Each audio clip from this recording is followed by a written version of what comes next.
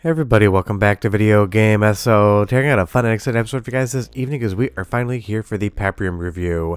I know I've done 2 videos already talking about the entire Paprium saga, calling it the video game trap chateau of France, comparing it to SuperSEGA FPGA, and talking all about the fact that so many people have spent a lot of money, near to $1 million, and never received the game. I know I've been poking fun at Paprium for a while now, but I want you to know I'm going into this review looking at the art and ignoring the artist. I'm going to give Paprium a fair shake, and I'm going to tell you exactly whether or not it is worth hoping it comes out one day. Before we get too far involved though, do me a huge favor, go down below, hit like and subscribe, and ring that notification bell. Definitely helps us out. If you feel so inclined to want to support the channel, we got a Patreon link down below as well. But you guys asked me to open up my Paprium cart and to review the game, and that's exactly what we're doing here today. And just so you know, I am capturing this on a Sega CDX as well as using a RetroTink 4K to get the best capture out. So it is obviously real hardware footage. And I will say right off the top, Paprium 100% delivers when they talk about the technological advancements and just how good the Sega Genesis can look and sound.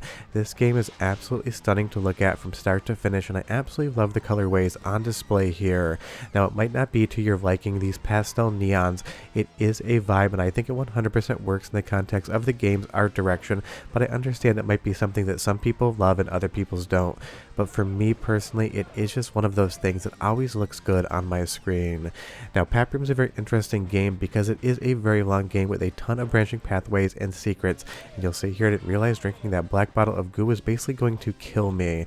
I would say that I don't really love power downs in any sort of arcade beat 'em up game. I was very confused by that, and I had to watch out for it in the future. But I do appreciate the fact that the game has a ton of replayability, a ton of secrets, and I think by this point in time, not all of them have ever even been discovered. It could be that the game isn't 100% finished and some of those secrets weren't really coded in.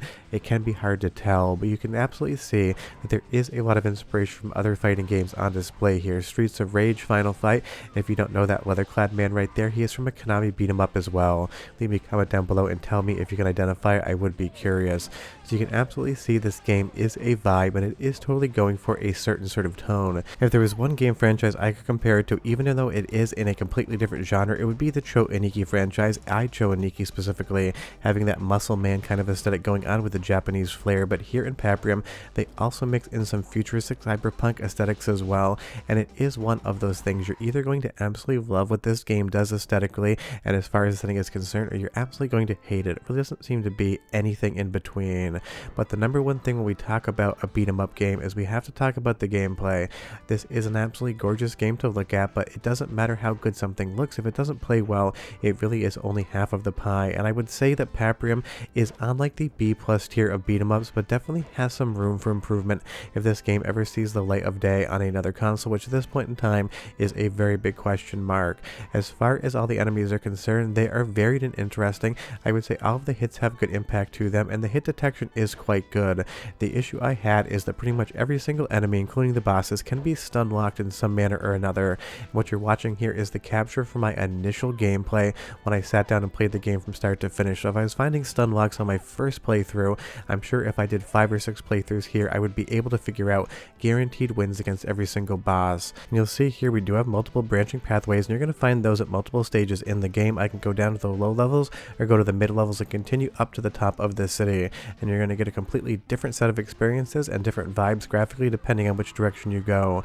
But this dilapidated building here looks like it's ripped straight out of Cyberpunk in all the best ways possible, but Paprium technically was first, so it does make sense. It is just kind of a stock vibe when it comes to this sort of Hong Kong dilapidated Chinese aesthetic.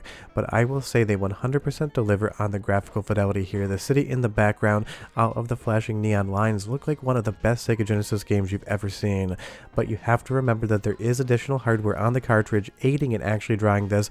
So this is basically more like an add-on cartridge expanding the capabilities of the Sega Genesis than a bone stock Sega game. And I will say, as far as the music is concerned, with that additional hardware and the overall vibe and aesthetic they're going for, I would give the soundtrack like a 9.5 out of 10. I absolutely love it. So go ahead and listen for 45 seconds and I'll be right back.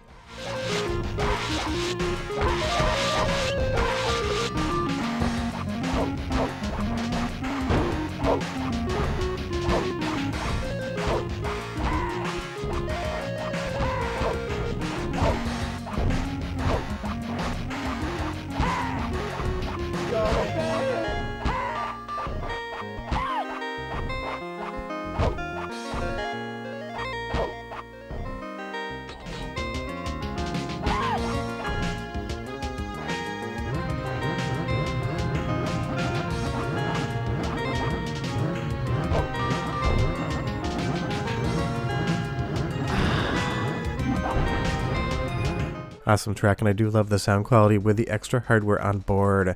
And as we get into this next boss battle here, one of the things about the game that I really wish was a little bit more impressive is all of the bosses are just kind of decent at best, and like I said, pretty much all of them can be stun locked.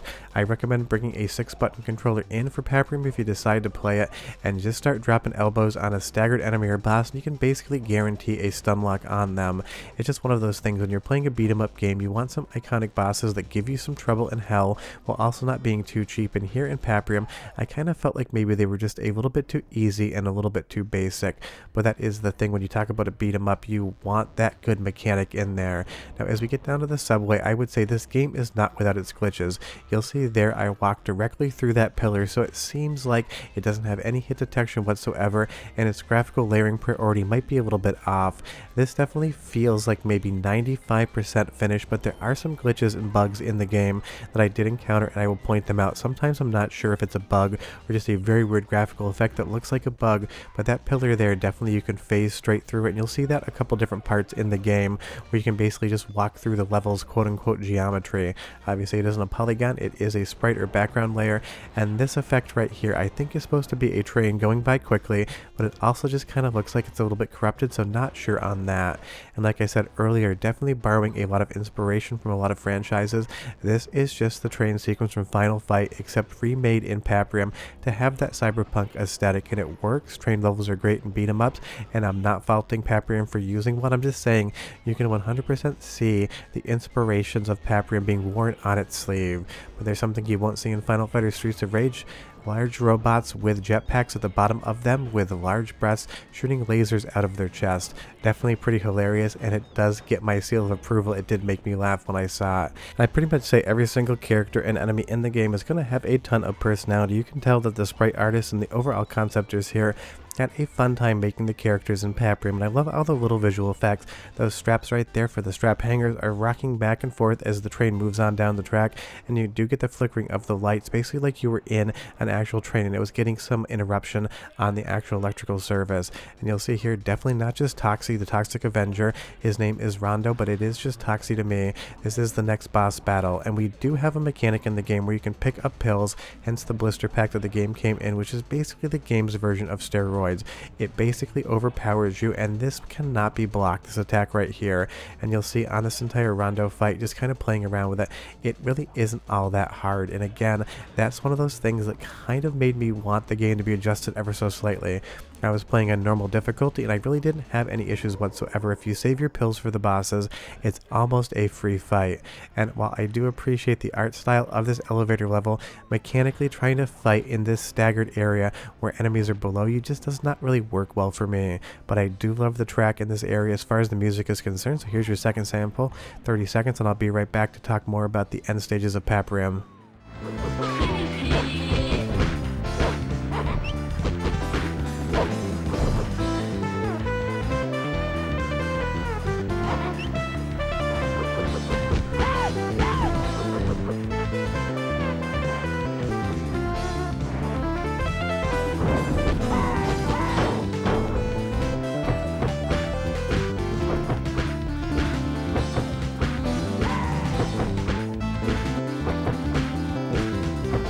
Awesome track, but there's a very particular reason I love that track, and it's because it reminds me of another piece of music from a Sega beat-em-up game, also on the Sega Genesis, very similar to Avenues of Anger, and I'm sure you can guess what it is, but leave me a comment down below and tell me what that track is inspired by, because you can 100% hear in some of the notes, it almost follows the same song to a T for maybe like half a second to a second, which is fine. Music bars inspiration everywhere across the board. There really isn't anything 100% original when it comes to compositions in video games or any other medium like actual musicians. It's just one of those things. I like to point it out, but I'm not really judging it. You can even pick up some power armor in the game, just absolutely decimate all your opponents with it, and you'll see here a leather-clad woman with a whip. What game did you think that came from? That is the interesting thing about Paprium, is you can see a lot of Sega, a lot of Capcom, and a lot of Konami in the title, and that is a good thing because they are three of the best beat-em-up makers of all time. So when Paprium decided to kind of find their inspiration, picking from all three sources 100% worked. I'm really not sure what that that hover pad does whatsoever. I couldn't get it to attack, so I think it's just there for fun. And from the Paprium trailers that you saw, the live action things, showtime is here in the game, and again, as a boss battle, just really not that interesting. I would say this is the weakest part of Paprium. None of the boss battles really put that much challenge up on screen. None of the boss characters really look that much more dynamic than any of the standard size sprites that you've seen so far in just the regular gameplay, and I would say some of the basic scrub enemies look and just kind of have a little bit more fun factor than the bosses actually do. So that's kind of, again, the takeaway from Paprium. It is an absolutely beautiful game to look at. It's got a great soundtrack. I love the colorways, but the actual game mechanics are just B tier at best. The beat 'em up is fun, but when you get to the bosses, it's just kind of lacking, and it does kind of feel like maybe they should have spent another 2-3 months on the actual mechanics of the game. And this boulder carrying animation here, you can definitely tell his hands are not on that boulder. It just seems to be floating in mid-air. So I would actually say, as I play Paprium, obviously this game had some development issues.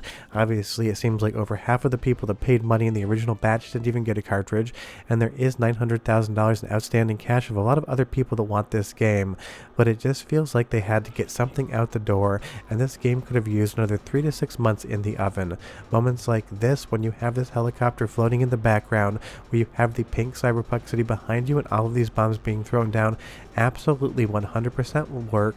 It is a showpiece, it is a spectacle, and I absolutely love seeing it on screen.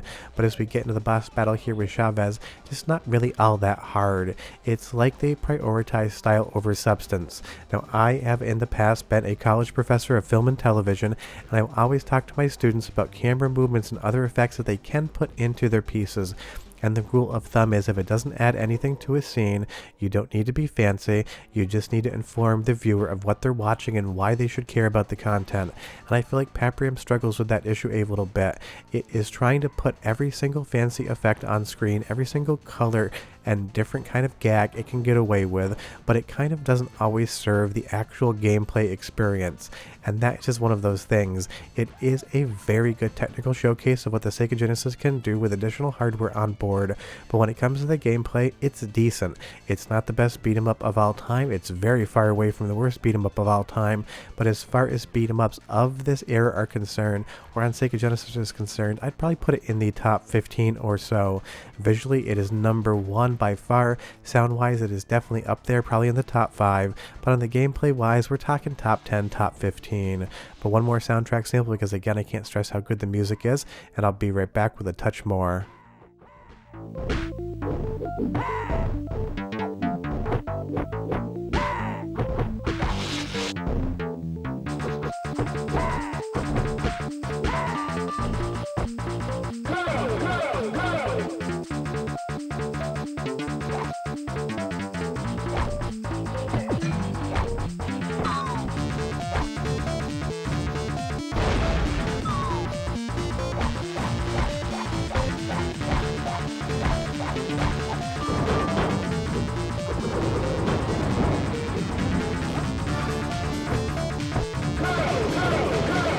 Another great soundtrack sample there, and I will say that this game is just a 10 out of 10 in the sound department. I love every single track and I can't get enough of it.